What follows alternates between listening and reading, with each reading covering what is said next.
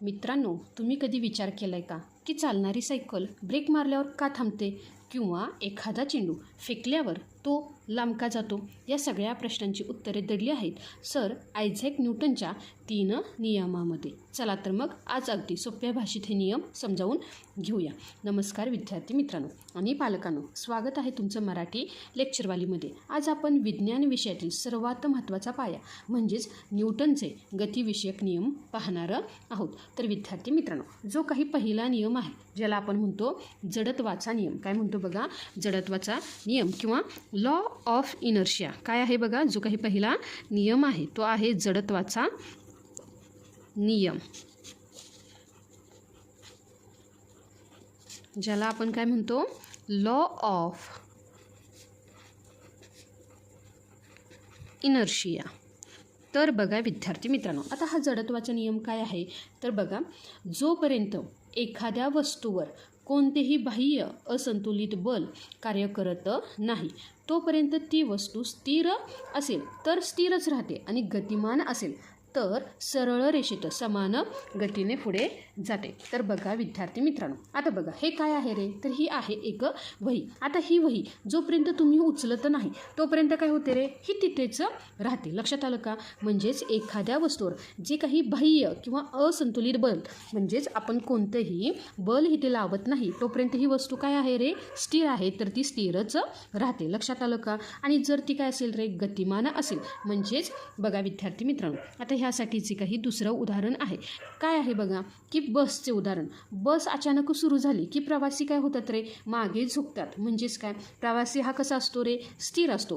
पण त्यामध्ये असणारे जे काही जडत्व आहे त्यामुळे बस अचानक सुरू झाली की प्रवासी काय होतात रे? मागे झुकतात. आणि बस अचानक थांबली की प्रवासी काय होतात रे? पुढे झुकतात. लक्षात आलं का? त्यासोबतच आपल्या घरामध्ये आपण काय करतो रे? कॅरम बोर्ड खेळतो. बघा, स्ट्रायकरने जोरात मारल्यानंतर आपण काय करतो रे? की जी काही पांढऱ्या आणि काळ्या जे काही सोंगठी आहे ते आपण लावून ठेवलेले असते. लक्षात आलं का? पण जेव्हा आपण काय करतो? स्ट्रायकर मारतो तेव्हा फक्त खालचीच सोंगठी बाहेर येते, पण बाकीची जी काही थप्पी असते ती काय होते रे? तशीच खाली पडते. लक्षात आलं का? हा काय आहे रे? हा आहे जडत्वाचा नियम. किंवा बघा, जेव्हा आपण एखाद्या झाडाची फांदी काय करतो रे? जोरात हलवतो तेव्हा फांदी हलते, पण फळे किंवा पाने त्यांच्या जडत्वामुळे काय होतात रे? स्थिर राहण्याचा प्रयत्न करतात आणि ते खाली पडतात. किंवा आपलं दररोजचं उदाहरण, आपण काय करतो रे? सकाळी उठलं की गोधडी किंवा एखादा कपडा काय करतो रे? झाडतो किंवा कपडा मागे पुढे करतो, पण त्यामध्ये असणारे जे धुळीचे कण हे स्थिर असल्यामुळे कुठे पडतात रे? फरशीवर पडतात. हा काय आहे रे? जडत्वाचा नियम, ज्याला आपण काय म्हणतो बघा? Law of inertia. काय सांगितलं बघा? जडत्वाचा नियम काय आहे? जोपर्यंत एखाद्या वस्तूवर काय आहे बघा? जोपर्यंत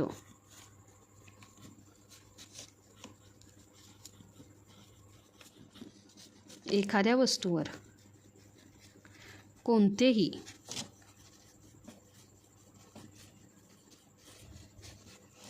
बाह्य असंतुलित बल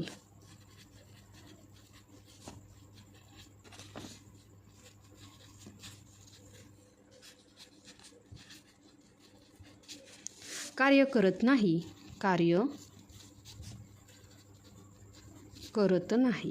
तोपर्यंत ती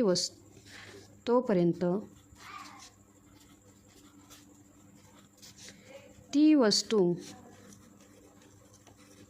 स्थिर असेल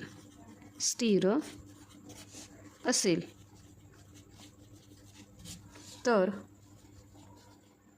स्थिरच राहते. तर ती वस्तू स्थिरच राहते आणि गतिमान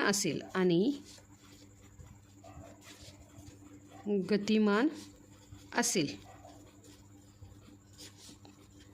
तर सरळ रेषेत समान गतीने पुढे जात राहते. लक्षात आलं का? आणि हे जी उदाहरणं काय आहेत बघा? जे काही पहिलं उदाहरण आहे तर ते उदाहरण आहे बघा,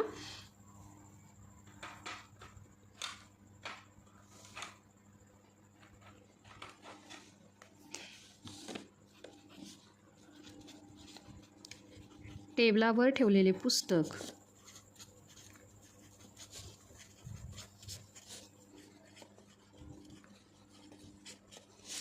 जोपर्यंत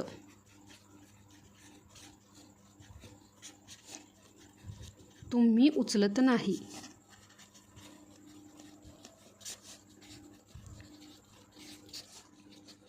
तोपर्यंत ते तेथेच राहते. हे झालं पहिलं उदाहरण. त्यासोबतच दुसरं उदाहरण काय आहे रे? तर दुसरं उदाहरण आहे बसचं. काय आहे बघा? बसचं उदाहरण. काय आहे? बसचे उदाहरण. त्यासोबतच कॅरम बोर्ड आहे. काय आहे बघा? Carrom board. झाडाची फांदी,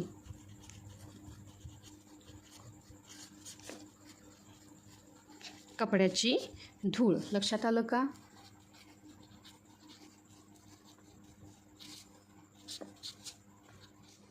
कपड्याची धूळ. त्यासोबतच आता बघा विद्यार्थी मित्रांनो, आता जो काही दुसरा नियम आहे तो आहे संवेगाचा नियम. काय आहे बघा? जो काही दुसरा नियम आहे तो आहे संवेगाचा नियम, ज्याला आपण म्हणतो लॉ ऑफ ॲक्सिलरेशन. काय म्हणतो बघा? Law of acceleration. तर बघा विद्यार्थी मित्रांनो, आता ह्यासाठी संवेगाचा नियम म्हणजेच काय? तर बघा एक उदाहरण पाहूया की आपण काय करतो रे, रिकामी गाडी काय होते रे, ढकलणं सोपं असतं. पण ती जर गाडी भरलेली असेल तर काय होतो रे, की ती ढकलण्यासाठी काय होतो रे, जास्त बल लागतं. लक्षात आलं का? किंवा बघा जेव्हा आता IPL सुरू आहे तर हा क्रिकेटचा बॉल पकडताना खेळाडू जो आहे तो काय करतो रे, जेव्हा त्याच्या हातामध्ये कॅच येतो तेव्हा तो हात काय होतो रे, मागे येतो. काय येतो? तर तो आहे संवेगाचा नियम, ज्याला आपण काय म्हणतो लॉ ऑफ ॲक्सिलरेशन. तर काय आहे हा नियम? तर हा नियम आहे संवेग परिवर्तनाचा दर प्रयुक्त बलाशी समानुपाती असतो आणि संवेगाचे परिवर्तन बलाच्या दिशेने होते. काय सांगितलं बघा? संवेग परिवर्तनाचा दर संवेग परिवर्तनाचा दर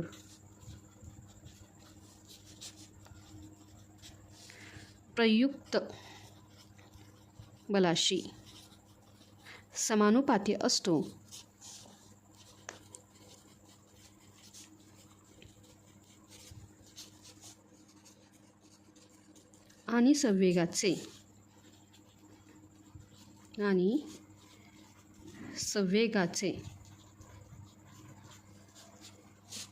समानुपाती असतो आणि संवेगाचे परिवर्तन बलाच्या दिशेने होते.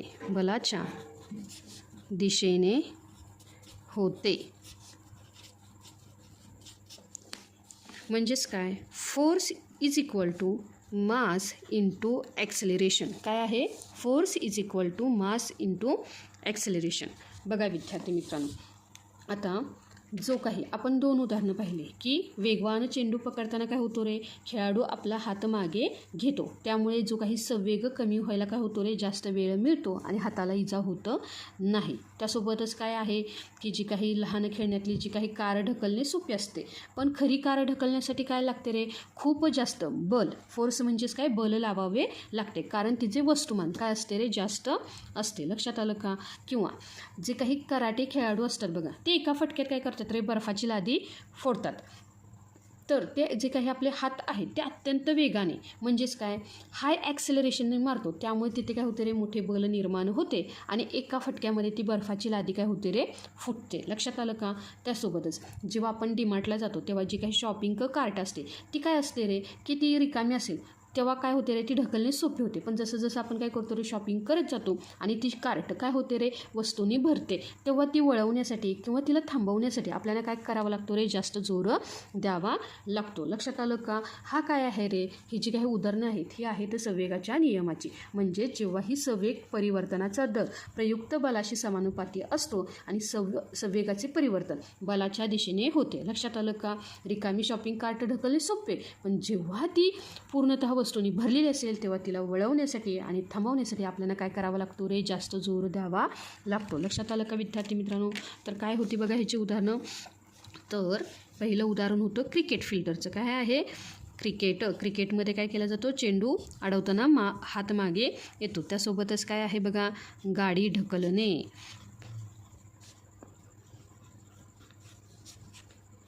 पुन्हा जे काही कराटे खेळाडू. लक्षात आलं का? आणि त्यासोबतच काय आहे बघा, शॉपिंग कार्ट. काय आहे? शॉपिंग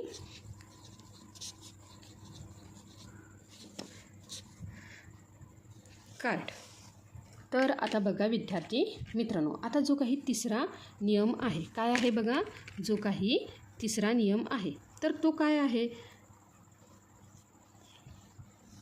ज्याला आपण काय म्हणतो बघा, जो काही तिसरा नियम आहे त्याला म्हणतो आपण क्रिया प्रतिक्रिया नियम. काय आहे बघा, क्रिया प्रतिक्रिया नियम, ज्याला आपण काय म्हणतो, law of action and reaction. Action and reaction.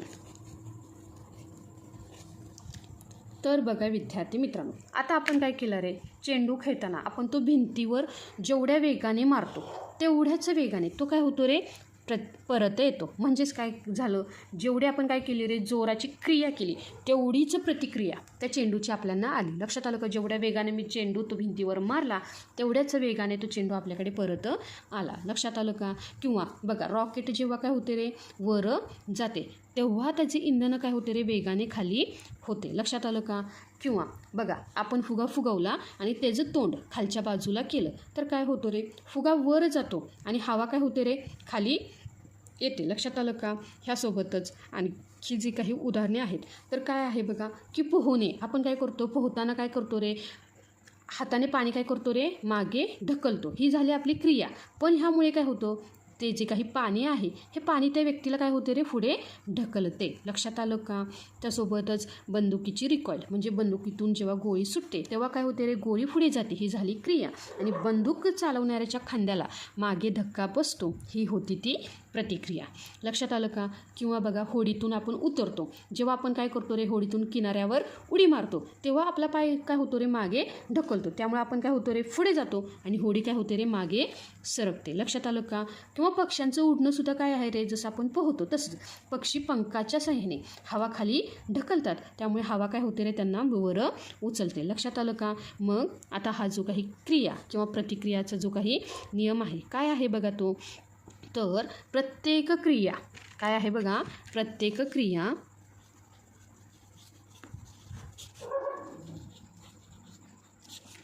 बलास समान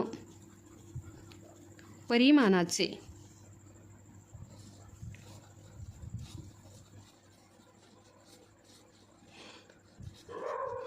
त्याच वेळी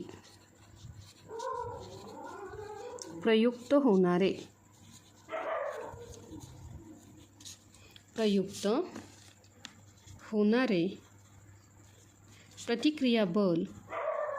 प्रतिक्रिया बल अस्तित्वात असते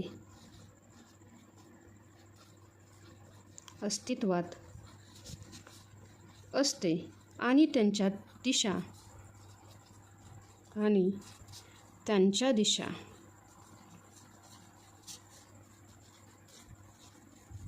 परस्पर विरुद्ध असतात. काय असतात रे, परस्पर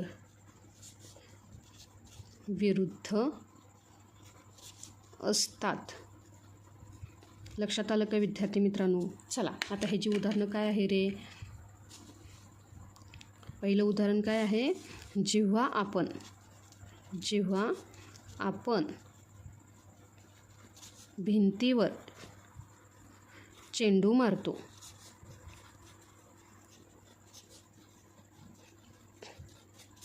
तेव्हा तो तितक्याच वेगाने परत येतो. काय होतो रे, तितक्याच वेगाने परत येतो.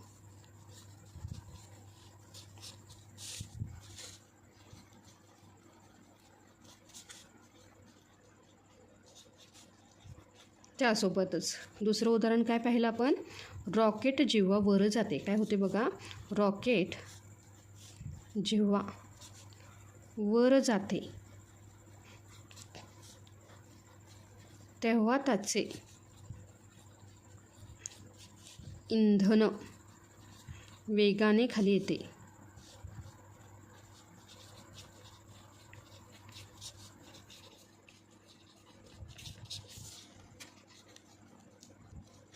त्यासोबतच आता जी काही तिसरं उदाहरण आहे ते काय आहे बघा, पोहणे असेल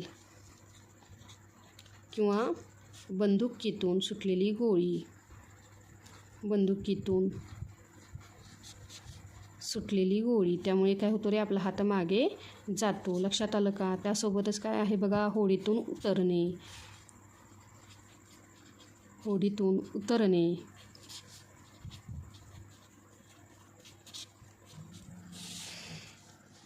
पक्षी उडणे,